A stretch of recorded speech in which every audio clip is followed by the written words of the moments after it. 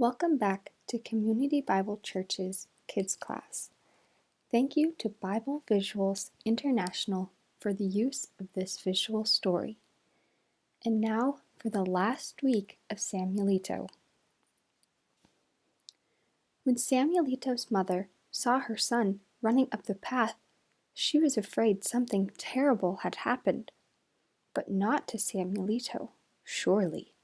Did ever a boy run so fast? Dashing into the little home past his mother, Samuelito panted, "Papacito, Papacito, it is happening! The miracle! It is happening!" Samuelito's father and mother listened as he told them about the strange men who had come on the bus. They were asking, he said, for volunteers to help build a school. "Did you hear, Papacito? A school! A school! Here, Papacito! Right up here! Higher yet in the mountains! God has answered our prayers!" "I shall go to school, Papacito. You will trust him now." "No, no, my son. It is not possible that a school should come here.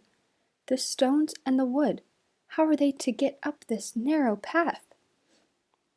The ambulance, it could not come up here. A truck, it cannot either." But Samuelito was not to be discouraged. "I do not know how, Papacito, but I know God has answered our prayer. I know He has, Papacito, and He can get the stones and wood up the path." Samuelito's father smiled at his eager and excited son. "Please, my Nino, do not be disappointed. See, the money in the crock? It is getting more and more all the time, no?" Samuelito shook his head. "There will not be enough until I am too old, Papacito," he said, "but God will do a miracle. Can we help, please, to build the school?" "See, see," his father answered, patting Samuelito's head. He would promise, but there would be no school in the hills. For this he was certain. How surprised the father was when a week later he saw an ox and a burro pulling loads of steel for a framework and wood for walls and a roof up the narrow road.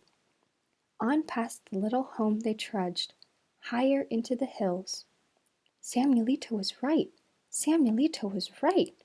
Father said it over and over. "Samuelito and I, we must go and help. Our boy can go to school, Mamacita. Our boy can go to school." "See," his wife spoke softly to her excited husband, "and God, He has made a miracle for our son, for our boy, Papacito." The woman spoke truth. Samuelito was learning to read and to write. Samuelito will learn to read the Bible. Samuelito will be a good man. Looking down at the happy face of his wife, Samuelito's father said simply, "See." Samuelito's father learned that the government in Mexico City had determined that boys and girls who lived in the backlands, as well as the city children, should be able to go to school.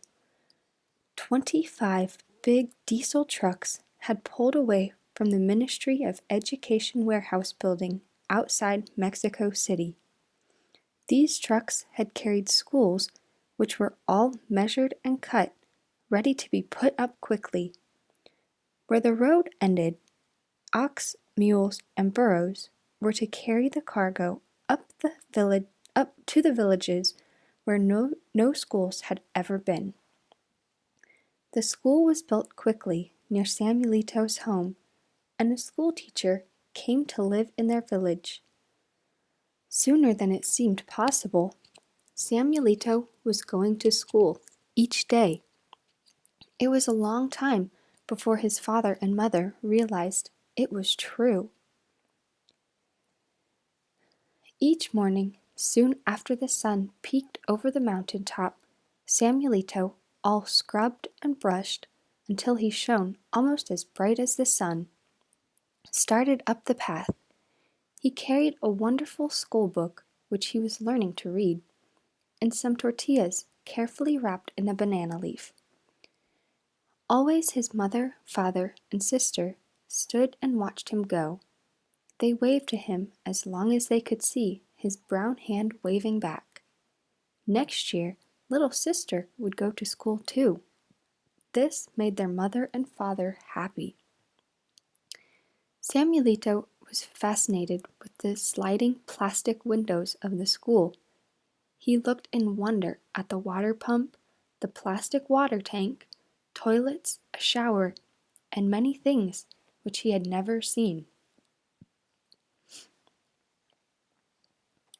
Samuelito's father was willing now to listen to the story his son told him from the little book of colors. But Samuelito said, "Please, Papacito, will you not also come into God's family as Mamacito and I have done?" His father always said, "Not now, my son." Late one night, Samuelito woke to hear his father and mother talking.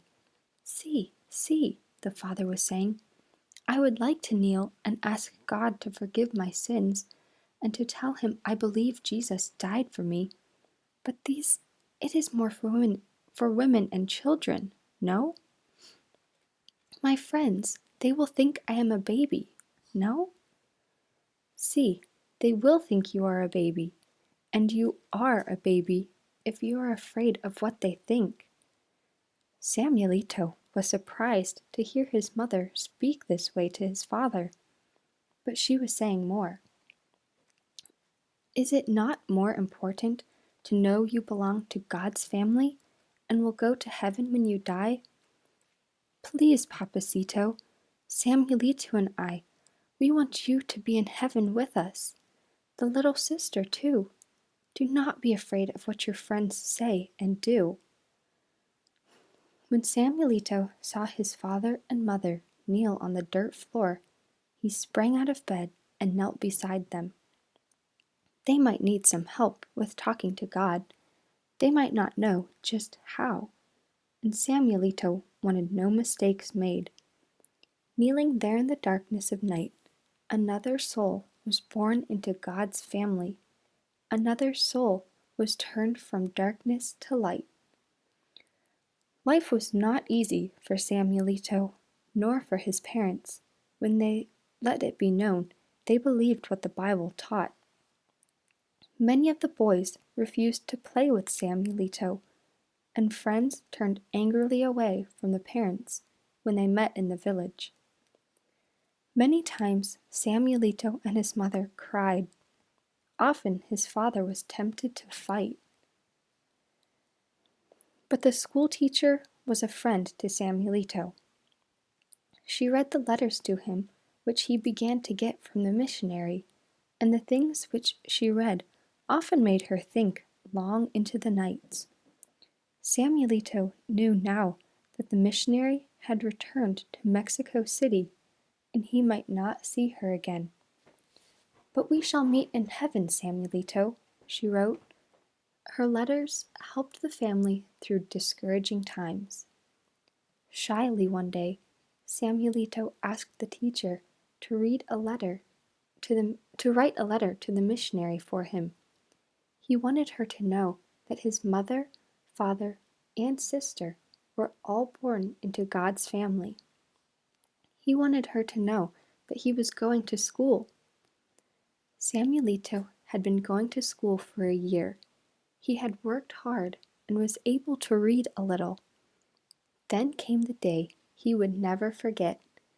His father came up the path carrying a parcel for Samuelito. Great was the excitement in the little home as Samuelito tore off the strings with trembling fingers. He unwrapped the book, a book from the missionary. Samuelito's voice, as well as his hands, shook as he saw that the book was a Bible. Quickly he turned the pages, picking out words here and there which he could read. Then he hugged the book close to his heart. Although he was afraid, even though she had been a friend, the teacher might take the Bible away from him. Samuelito showed it to her. "Please, señorita," he said, "you will read, please, some of it to me?" The teacher had never held a Bible in her hands. She was eager to read it. "See, Samuelito," she said, "but we must keep the book hidden. Do not let the other boys and girls see it. I shall come at night and read beside your charcoal fire." More and more often the teacher came to read. She seemed eager to learn what the Bible taught. Samuelito prayed that she too would be born into God's family.